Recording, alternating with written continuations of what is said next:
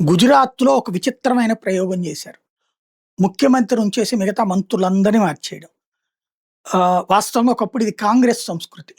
Elections ముందు దాకా ఒక ప్రభుత్వం కాంగ్రెస్ అయితే ముగ్గురిని మార్చేది. భారతీయ జనతా పార్టీ కూడా గుజరాత్‌లో అట్లాగే మారుస్తూ వస్తుంది. కాంగ్రెస్ సంస్కృతి విరుద్ధం అని చెప్తున్నటువంటి భారతీయ జనతా పార్టీ కూడా వచ్చే ఏడాదో, పై ఏడాదికో ఎలక్షన్స్ ఉన్నాయి. ఎలక్షన్స్‌కి ప్రిపరేషన్ కోసమని ముఖ్యమంత్రిని అట్లుంచి డిప్యూటీ సీఎంల దగ్గర నుంచి మంత్రులందరిని మార్చుకొస్తుంది. ఇప్పుడే డిప్యూటీ సీఎంని ఇచ్చింది. మరి గుజరాత్‌లో ఏం జరుగుతుంది? వాస్తవంగా అక్కడ కాంగ్రెస్ పార్టీ పెద్దగా సీన్ లేకుండా పోయింది. అప్పట్లో అయితే రాహుల్ గాంధీ సీరియస్‌గా ఎఫర్ట్ పెడితే దాదాపు 70 సీట్లు, 80 సీట్ల దాకా కొట్టుకొచ్చాడు. బట్ మళ్ళీ అక్కడ బీజేపీ తక్కువ మెజారిటీ, అంతకుముందు కంటే తగ్గింది కానీ పూర్తి మెజారిటీ వచ్చింది.